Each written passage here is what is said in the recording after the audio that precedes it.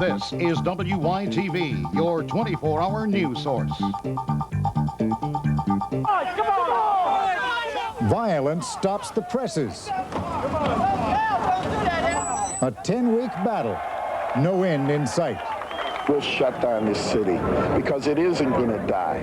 Tonight, the unions versus the papers. A feud dividing a suffering city.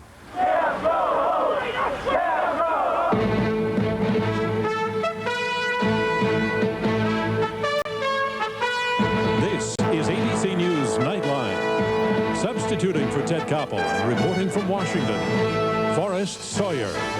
First, picture the background. An economy that has settled into the dull pain of recession. Businesses across the country struggling to stay afloat, cutting costs and jobs where they can. Millions of Americans out of work, and for almost 50 years, union membership sliding into decline. Then, set against all of that, picture the crisis in Pittsburgh. The city's two major newspapers declare they must cut the jobs of delivery people in order to survive. The Teamsters Union replies its members' survival means they must fight. 2 months later, a crippling strike is still underway. The workers aren't getting a paycheck, and an effort to publish the papers with replacement workers has been violently resisted. And Pittsburgh, well, the city may be the biggest loser of all. The fact is, we've seen this kind of struggle all across America, and we are likely to see it again.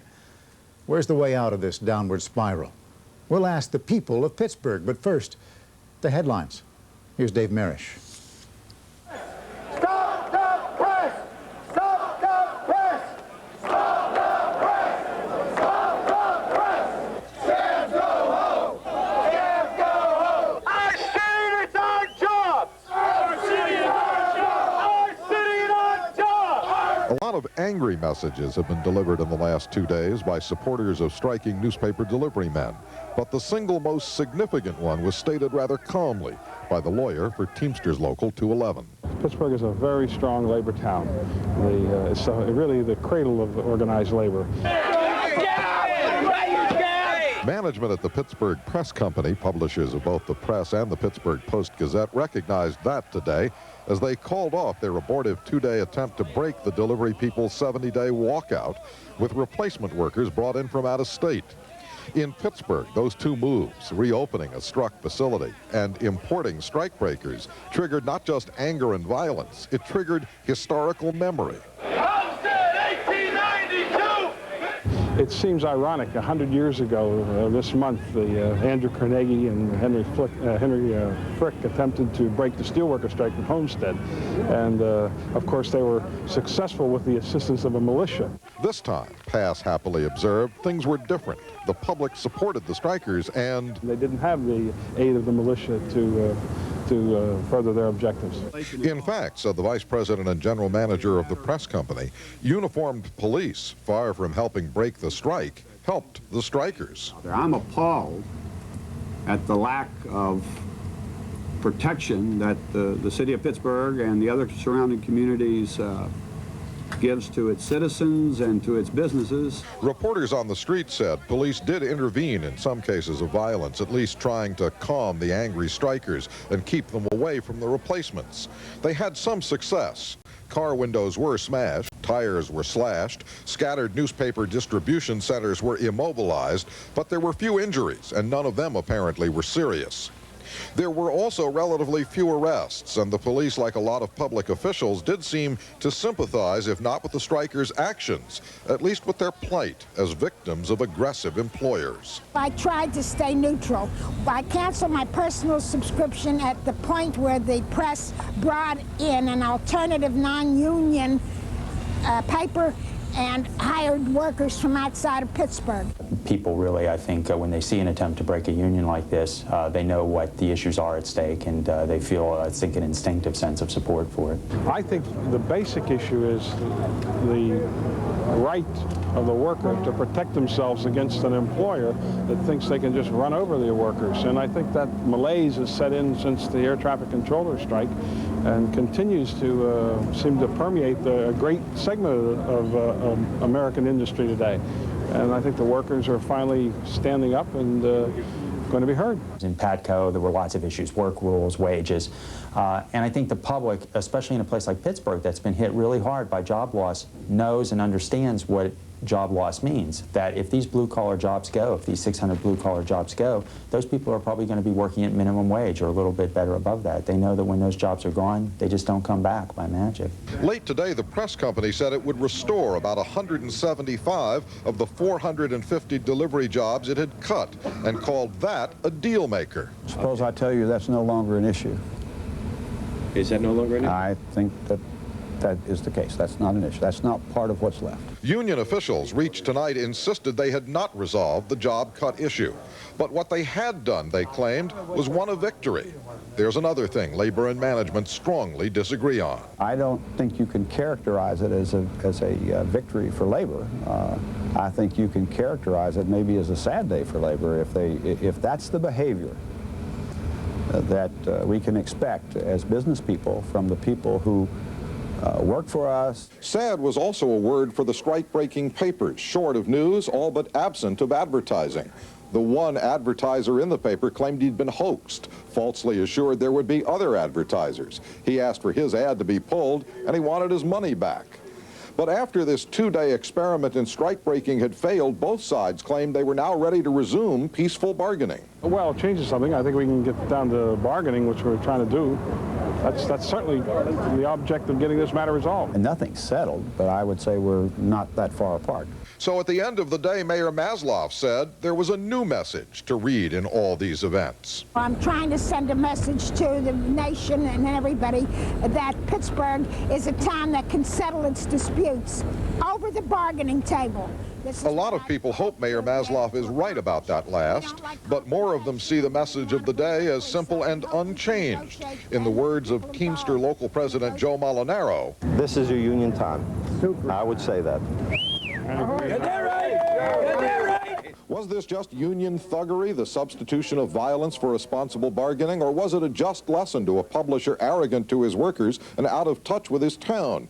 You'll hear eloquent arguments on both sides of that question tonight, and you'll hear in Pittsburgh a sneaking suspicion that what went down here might have been historic, an end to labor's doldrums of the 1980s, a return to the sense that working people in bad times can best help one another by banding together, a sense that Pittsburgh might for a second time have been a cradle to the union movement. I'm Dave Marish for Nightline in Pittsburgh.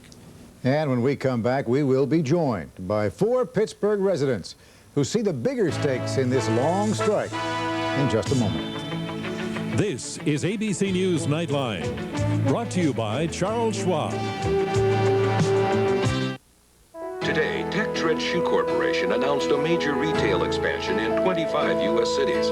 When I see a company that looks like a good investment, I check it out myself.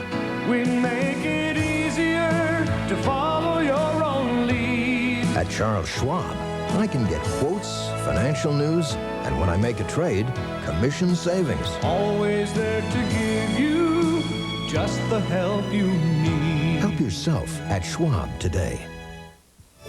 There's more than new looks to the 93 Ford Escort. There's a whole new way to buy an Escort, because these 4 Escort LXs all share one low price, $10,499. The 3-door, 4-door sedan, 5-door, and wagon all have air conditioning, AM/FM stereo, power steering, power mirrors, and more. 4 Escorts, one price. Now buying an Escort's as easy as owning one. Have you driven a Ford lately?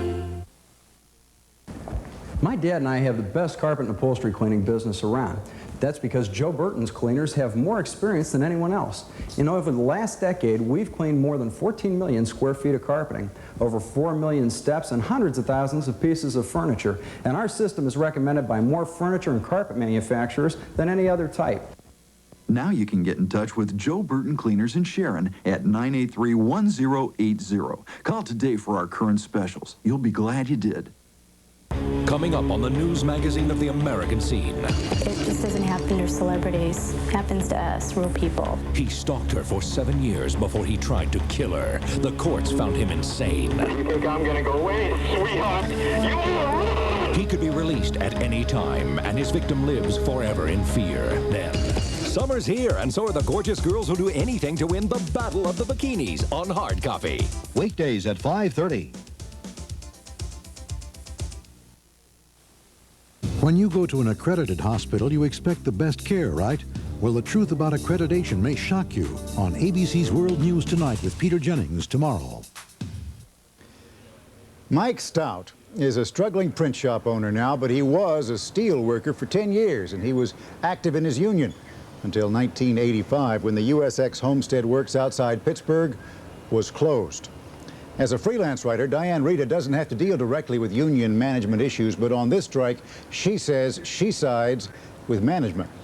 Jacques Kahn heads the Golden Triangle Association. That's a group that promotes business in downtown Pittsburgh. He says he has worked hard to help the city shed its image as, in his words, a union hornet's nest.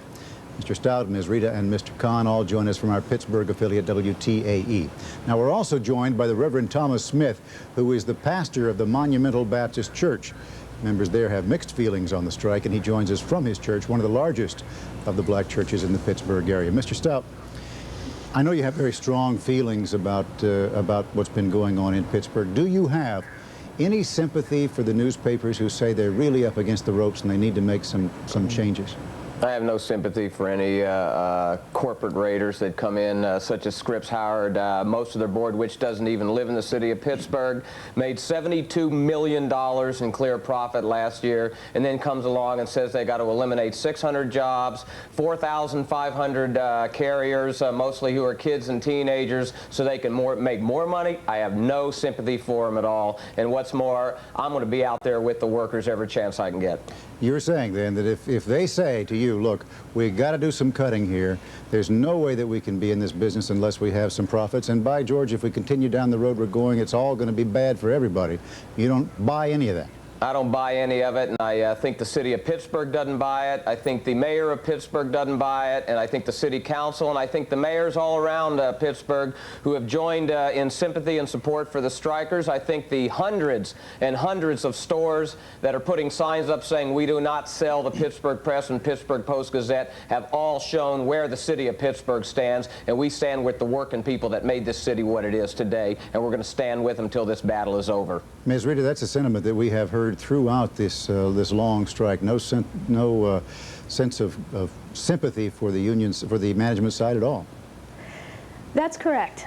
Pittsburgh is a very supportive of its unions, and it has a long history in the labor movement. But what I think we're seeing is a trend that's going on all across the country. There are very few cities the size of Pittsburgh that still have their newspapers delivered in the traditional way by kids on bicycles, without the benefit of a centralized distribution system and adult carriers. And I think what we're seeing is simply a good business decision on the part of the press. Well, what a lot of these folks in the union are saying is, you know, they came in here, they're cutting these jobs back, they don't have to do that, they could hold these jobs in here and still have a fair profit. What they're doing is kind of raiding our town. I don't think so. I'm sorry whenever anyone loses their job, because I've been the victim of layoffs, and members of my family have been laid off from different professions. And this is a particularly emotional issue because it not only involves adults losing their jobs, but it involves the kids who are carriers. And the Teamsters have made a lot of hay out of that with these kids in front of the evening news cameras, even urging them to go around behind the delivery people today and pick up papers that had been delivered by non-union carriers.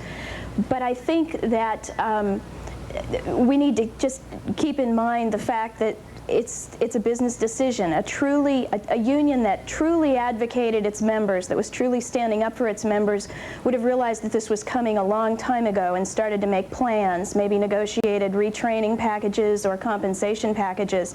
For us, this is not a new story. This has been news for almost a year here in this city. We've known it was coming. Reverend Smith, you look at this from a different perspective, from a little bit to the side. How does it look to you? Well, I'm very much concerned about the issue, concerned about both sides of the issue, because we have to have employment opportunities available in the city. We've already been devastated with the loss of a substantial number of jobs in this city and in this region. And we need to make sure that employers are here to provide the employment. But on the other hand, we're also concerned that they are not corporate raiders, that they are able to live with a decent profit margin and do not attempt to gouge the market or attempt to cut labor's benefits to the extent that the workers are cut back to minimum wage jobs. So I'm concerned about both sides of that. I'm also concerned about how African-American community is being played on both sides of this issue. While they used African-Americans to help break the strike, in which we're concerned about their safety, we're also concerned about the union side of it, in that it's very hard for African Americans to become a part of the union to get some of those jobs. So I have mixed, and the community has mixed emotions about both sides of this issue. Are you saying really that you see that members of your community are being used as a pawn by both sides? Yes, we're being used by both sides, and even the police chief, who was the second black police chief in Pittsburgh, is being blamed by both sides of not enough police protection for both sides. So we're being used as a pawn in a number of ways in this issue. Mr. Kahn, what does that mean, a union hornet's nest? Why do you say that Pittsburgh used to be seen that way? Well, Mr. Sawyer, when I arrived in town many years ago, we were not only called a smoky city, and we were an industrial center and a manufacturing center. And at that time, the unions were, and our town had a reputation, unfortunately, for being a union hornet's nest. I think it's a 100-year anniversary of a terrible strike in this city. But I'm a public relations man, and I work on behalf of the city. I promote the city, the down part, and I'm sitting right at the moment in the middle. I guess that's where I belong, between the gentleman on my right from the union and the young lady entrepreneur on my left. And I'm very concerned about what this is doing at the moment. I'm worried about the image of our city. I've watched us come from a smoky industrial manufacturing center with a union and a manufacturing reputation through several decades of renaissance, and watched the city become involved in technology, medical center, educational center, a whole new image. And now suddenly, and we worked hard to clean that image. We became the most livable city, and I think we were the most workable city. Have you ever heard the old expression, it's a quotation, that whether the rock hits the pitcher or the pitcher hits the rock, it's the pitcher that gets broken. And at the moment, whether the newspapers win or the union wins, it's Pittsburgh that's getting broken. I'm terribly concerned about your interest in our city at this moment, and whether you're going to give us an image of being a union problem city at the moment. We're also a corporate headquarters, and there are good people on both sides, and there are good issues on both sides. All right, sir, let us look for in just a moment when we come back to where there might be solutions so that we don't paint Pittsburgh in too dark a picture. Thank you. In just a moment.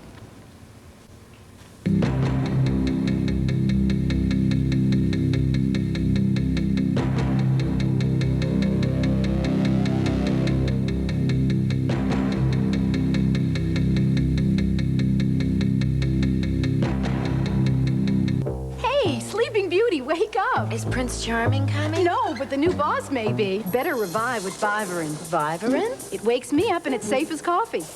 Great proposal, Stacy. Really alert. Revive with Vivarin. In high school, Sharon Simpson used to call me Pinhead. So at the 10-year class reunion, I drive up in my new Eagle Talon TSI all-wheel drive. And what did she say? Nice car, Pinhead.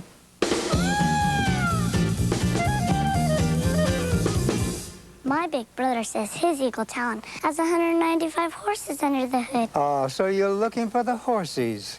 No, I'm checking out the intercooled turbocharger.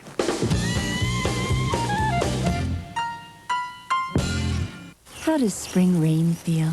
Like the world is fresh and brand new. Introducing Spring Rain Freshness, Massengill's crystal clear douche that washes away odor completely. Trust Massengill to make you feel this fresh and clean. People in Wade County don't have to be told what's good. They decide for themselves, just like they did when multigrain Cheerios came to town. Stands to reason. You blend 4 tasty O's of corn, wheat, rice, and oats the way Cheerios did, and you got something good. Multigrain, Cheerios good. People in Wade County, they know good when they taste it. If your painful bunions are limiting your lifestyle and you're having pain regardless of what shoes you wear, there is a solution. Today's advanced surgical techniques for the correction of bunions are safe and effective. Call now for more information. Phone 743-5134 or toll free at 1-800-888-3962. This message brought to you by the Podiatry Society, your foot and ankle specialists, and Austintown Ambulatory Healthcare Center. This is some special kind of church, Martha. I've never seen such a unique combination of people in my whole life. People of every description, every kind. I mean, this is certainly refreshing. Martha, there is something special going on at this church. There is a unique spirit at Richard Brown Memorial United Methodist Church. There are a few seats left, and one of them's just for you. Will this man make the critical difference in November? And what about his wife, the woman who took on rock and roll? Al and Tipper Gore sit down with Primetime Thursday. We are continuing our discussion of the Pittsburgh newspaper strike. Mike Stout is an old union man who was laid off as a steel worker. Mr. Stout, I appreciate the strength of your feelings, but sometimes strong feelings lead to rash actions. Do you believe that to gain what they want, the unions should use violence if necessary or illegal actions? First off, I think the violence that's being used right now is being used by the Scripps-Howard Corporation against the workers and the families that were employed by the Pittsburgh Press. When you throw somebody out of their job... When you say violence, you mean causing them to lose their jobs and using replacement workers? That's correct. When you steal somebody's job, you steal their dignity, and you might as well go in their kitchen and steal the food off their table and the clothes off their kids' back, because that's what you do when somebody's been on a job anywhere from 20 to 45 years and you take their job away from you. There ain't nothing left for them but minimum wage jobs, and you can't feed a family and pay your bills on minimum wage. I went through a plant shutdown. I saw 6,000 people I worked with lose their job. I saw 5 people within a year commit suicide. 73 people I knew personally die of strokes, heart attacks, and cancer. These guys and these families know what's in store for them, and Pittsburgh knows what's in store for them. Well, we're not going to let some corporate raiders come in here from Cincinnati, wherever these yahoos are from, and eliminate these people's jobs and bring people in to steal them. This is not a union issue alone. This is a working people's issue. This is a Pittsburgh issue. These workers were born and bred here in Pittsburgh, and we're going to stand up with them. All right, sir, I understand that, and I understand how strongly you feel, but my question was, do those strong feelings lead you to believe that violence, if some people feel it's necessary, ought to be used? I don't think violence should be used. I think the violence is being used against the companies. I think when the law goes against the people, sometimes the people got to go against the law. Sometimes you got to sit down and you got to stand up, or whatever you got to do to protect your job and your family. And I support those workers and praise them, the ones that sat down and blocked the trucks from going out, and I hope they do it every time they try to go out. Ms. Reeder, in fact, that was what was said by the civil rights movement, that sometimes you do have to go against the law. Sometimes there are things that are greater than the law of the moment. Is that fair? Correct. That's exactly what they're doing, and I hope I was asking Ms. up. Reeder that question, Mr. Stout. I would also say that the civil rights movement never openly advocated violence, that the things that the great leaders of the civil rights movement stood for, including Dr. Martin Luther King, were nonviolent resistance and determination in the face of violence and avoiding violence. And there are two sides to every coin. There are families who are being put out, people who work at the papers who are not able to report for work, people who are afraid to report for work because of violence, advertisers who are losing revenues, who will have to begin laying off in their stores. It's a reciprocal thing. It comes around in a large circle. And I'm not unsympathetic to labor. I've supported labor in many other strikes. The air traffic controllers in the early 80s are just one example. But I think in this case, the union is looking too far into the past and not forward enough. Reverend Smith, sort this out for us a little bit. Where is a fair and a proper way for this to come out? Well, I think nonviolent direct action is an appropriate means to try to resolve this issue. The African American community has suffered high rates of unemployment for quite a while, and needed others to come to our assistance to hear what our young men are saying, that the jobs are just not here for us. And when it was primarily an African-American problem, was not a whole lot of attention paid to it. But now it's beginning to affect a larger segment of the society, and everybody's beginning to see that we cannot allow corporate entities to reap all of the benefit, all of the profit, and reduce health care benefits and workers' benefits to the extent that they can barely make it. But you have to have an environment where employers can provide employment opportunities. And the only way that you can really work this out is for each party to be a good neighbor. And somehow, sometimes you have to speak forthrightly and a little harshly with people who will not hear. Mr. Khan, it seems like neighborliness seems to have gotten lost in all of this. It seems that way. Mr. Khan, I was talking to Mr. Khan. We only got a moment left, Reverend. I think your program, though, the timing is interesting because sitting between these folks and listening to these very articulate, their points of view, on the other hand, it's a kind of a positive moment. The newspaper agreed not to publish another paper today. I heard just recently that the newspaper and the union are agreed to sit down. I'm a PR man. I like to say the bucket's half full instead of half empty. I think this will be ironed out in the near future. It's a sad incident for us. And I'm very hopeful that we'll bounce back, the unions will get a fair deal, and the newspapers will too. If there is a compromise, Mr. Stout, I've got about 20 seconds. If there is a compromise and some jobs are lost, will you feel that that's fair? As long as those people are taken care of, I think it would be fair, and they're treated as the family they have been part of for the past 3 or 4 generations. I'd like to say in closing, too, thank you, Pittsburgh, for standing up for its working people. All right. On that note, we'll leave it for just this moment, and I thank all 4 of you for talking to us tonight. Thank you. We'll be back in just a moment. Congress votes itself a $23,000 pay raise. SNL's bailed out at taxpayer expense. Unemployment hits 8-year high. Congress bounces thousands of bad checks. Last March, Time reported a major shift in voter attitudes. We just thought you'd like to know you're not alone. The angry voter. If it's important to you, you'll find it in Time. In our universe, there is always the unknown, the unpredictable. All we can do is prepare for it. AT&T is now installing Fast Start. It can detect a cable cut instantly, so 800 calls can get back in minutes instead of hours. We can send flowers for any occasion, anywhere, but only if our 800 service is up and running.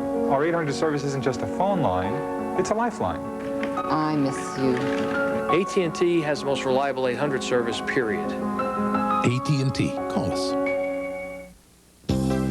We built the Maytag refrigerator with shelves, bins, and drawers that will adjust to meet your changing needs in years to come, and solid heavy-duty parts to last for years to come. Yo, Mom! We can only guess what the world will be like in years to come, but it's nice to know that whatever the future holds, your Maytag will too. Buy one now and get the best warranty in the business. Here goes my future. At Ford Motor Company, we don't just build quality cars and trucks. Customer Assistance Center, how may I help We build relationships. My keyless entry. Our Customer Assistance Department assists over 4,000 people a day on everything from warranties to how to program a keyless entry system. It's part of a whole philosophy at Ford that's rapidly changing the ownership experience. Well, it's important to us that you're happy with your car. Thanks for calling Ford. Ford Motor Company. Quality is job one. It's working. It's working. On the next Good Morning America, when Medicare isn't enough, new laws for supplemental health insurance. Plus Isabella Rossellini here on Good Morning America. Later on World News Now, you can watch the Iraqi evening news, how Iraq's state television reported the stare-down with the West. That is later tonight on this ABC station. But that is our report for tonight. I'm Forrest Sawyer in Washington. For all of us here at ABC News, good night. If you wish a videocassette version of Nightline, the cost is $14.98 plus $3.95 shipping and handling. If you wish a printed transcript, please send $4 to 1535 Grant Street, Denver, Colorado, 80203.